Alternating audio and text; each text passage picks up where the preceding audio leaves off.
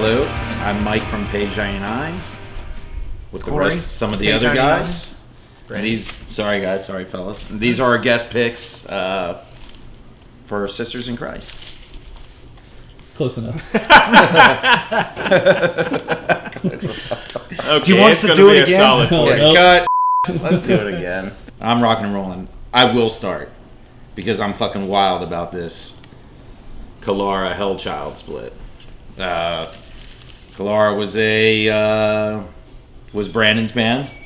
His old doom southern fried heavy metal band from Richmond, Virginia. They played Dark Days, a festival that I helped do.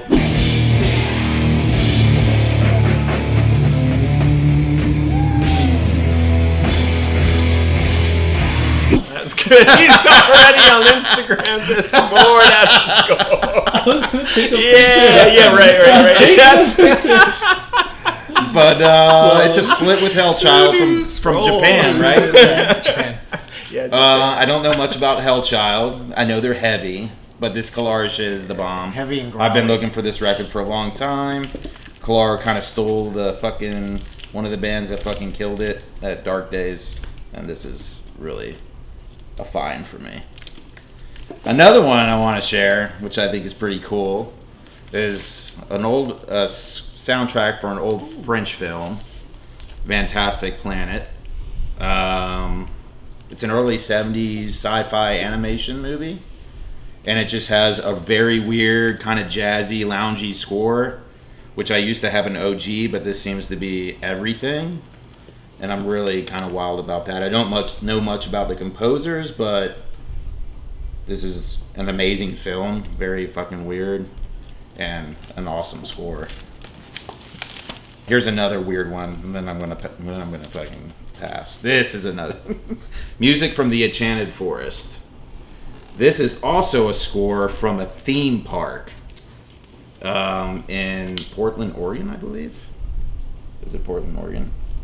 Yes, and put out by Enchanted Forest, their own imprint. And it's just the daughter who plays organ and writes all this music as you walk through the theme park. My wife is absolutely wild about this, and I am too, and it's totally crazy it's here. And yeah, that's it for me. All right. So the record I picked up today, if you're not familiar with this band, is a band called Fall Silent from Reno, Nevada. This record was their second full length. I think it came out in 98 or 99. But driving around, this is a repeat offender in my car stereo for the two of us for years. It's hard to describe. It's crushingly heavy, but also kind of goofy. Like, they do covers of, like, they do a Journey cover, they do a Heart cover, they cover Barracuda. They don't take themselves seriously, but the music's super tough. And the drummer, he plays this kind of like DB blast beat thing that no one else really plays, and it's just super interesting. They're just a really, really awesome band and wrote really good music. And this record was out of print for like 2 decades, so I think this is the reissue. But yeah, so Fall Silent, awesome band. I actually picked up Do Androids Dream. It's a Philip K. Dick anthology series. I got in not an argument, with a friend, and we were talking about things we missed, and I told her, I was like, I never actually read this, even though Blade Runner is one of my favorite movies ever, and I've still never read Hitchhiker's Guide to the Galaxy, so I'm making amends, and I'm gonna pick this up and read it. I have the anthology hardback, but this is the first issue of V for Vendetta, and the politics and climate of today. If you don't know, you don't know, but amazing story. And then I picked this up even though I have like 8 copies of this. It's my favorite book of fiction ever. It's the 3rd book in the Dark Tower series by Stephen King. I think about this all the time, and I'm actually like super excited. There's a director named Zach Kreger who did Barbarian and Weapons, and he's now doing the new Resident Evil. I want someone to make this story and not the movie with Idris Elba, even though I love that dude as an actor. That movie was trash, and no one has ever done this right.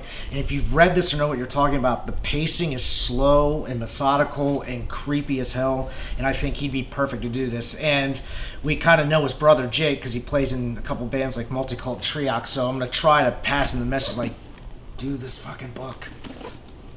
That's what I got today. And I got this little puppy here, know nothing about it.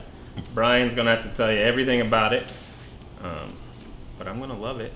It's Egyptian, mixed up, out of nowhere on some bad recording, maybe sampled. I don't know. We're gonna find out. Got some Max Colby, a Virginia band that just feel like it felt right for this. I was at the last show that he was at, and he passed away.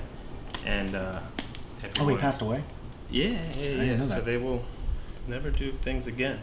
But yeah, everybody was spinal meningitis, and everybody had to go to a hospital if you started getting sick after that. That was at the show, so it's kind of intense. It moved me at the moment, but I was obsessed with them, and it's kind of what got me into stuff. We started a band called Monotonous Fuck before City Caterpillar, and it was pretty much trying to rip off Max Colby and Sleepy Time, and just we thought if we just did one chord and wouldn't do any melody, keep it there, make it really monotonous, it'd be good. And actually, we made a Monotonous Fuck from New Orleans. The first time I ever saw I Hit God, he was just fucked up. He kept just being like, you guys melodramatic shit, fuck. Like, over and over on the mic all night long. And I was like, what the fuck is he saying? I don't know what he's saying. I thought he was saying he about his melodramatic shit, fuck. So that's where Monotonous Fuck came. Our ode to Max and to I Hate God. Godflesh, beautiful. Saw them live and it blew my fucking mind away. I thought Great. they are killer. I'm very bummed to find out I'll never probably see them again. But killer artists. This is just good grindcore drums, really wild shit, you know.